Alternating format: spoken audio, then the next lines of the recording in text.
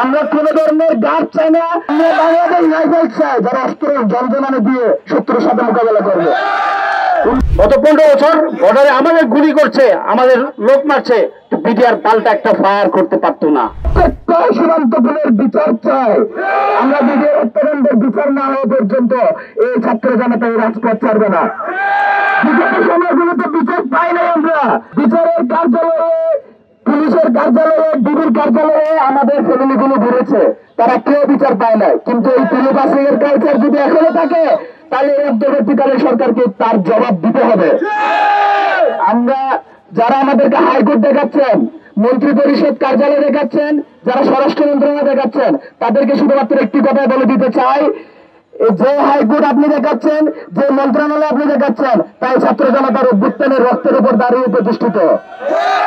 সুতরাং আপনাদের কাছে অনুরোধ, আপনারা আমাদেরকে হাইকোর্ট দেখাবেন না, বিচারিক কার্যালয়ে গরিবসী করে কোনো ধরনের তাল বাহানা করবেন না।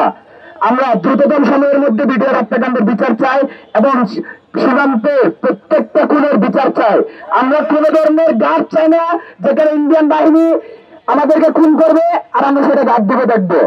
আমরা বাংলাদেশ রাইফেল চাই যারা অস্ত্র জনজমানে দিয়ে শত্রুর সাথে মোকাবেলা করবে। ইনকিলাব দীর্ঘজীবী হোক। আইনের আওতায় আনতে হবে, গ্রেফতার করে এনে বিচারের কাঠগড়ায় দাঁড়া করতে হবে।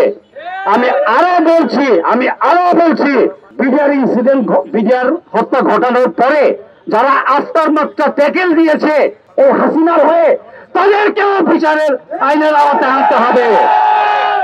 এই স্বাধীনতা সার্বভৌমত্ব ক্ষুণ্ণ হয়েছে এই বিডিআর হত্যার মাধ্যমে, এটাকে বিচার করতে হবে, আইনের শাসন প্রতিষ্ঠা করতে হবে। সেটা আপনিও ভালোভাবে জানেন জেনারেল সাহেব, স্বরাষ্ট্র উপদেষ্টা।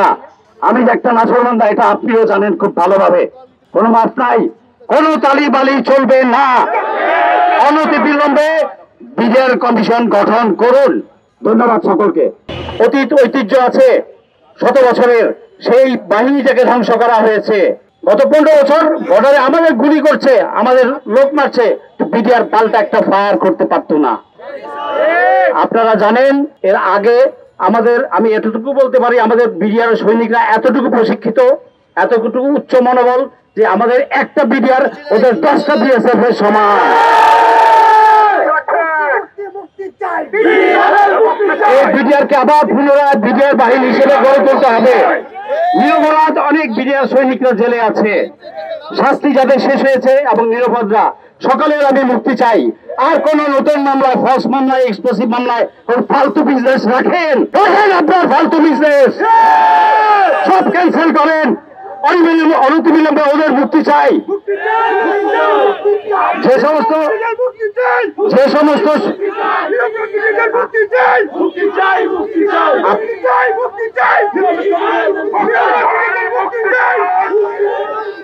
আপনারা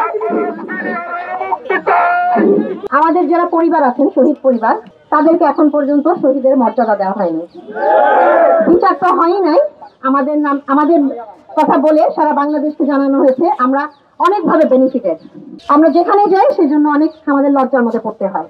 আর আরো একটা বিষয় আমি এখানে আপনাদেরকে বলতে চাচ্ছি, আমার হাজবেন্ড, তার লাশ আজ পর্যন্ত পাওয়া যায়নি। এটার জন্য আমি গত 4 মাসে অনেক চেষ্টা করেছি, যথাযথ কর্তৃপক্ষকে জানিয়েছি, আমাকে কোনো রকমের অ্যাপয়েন্টমেন্ট কোনো কিছুই দেওয়া হয়নি। আমি আপনাদের মাধ্যমে চাই আপনারা সেই ব্যবস্থাটা করেন যেন আমার হাজবেন্ডের ডেড বডিটা আইডেন্টিফাই করা হয়। এটা ব্যবস্থা আপনারা করে দিবেন। এবং এর পরবর্তীতে আমি আজকে বলে যাব, আমাকে এতটা ভয় দেখানো হবে, আমার সন্তানের উপর দিয়ে অলরেডি তার আইসিসি ছিল, তাকে ইচ্ছাকৃতভাবে বাদ করা হয়েছে এভাবে।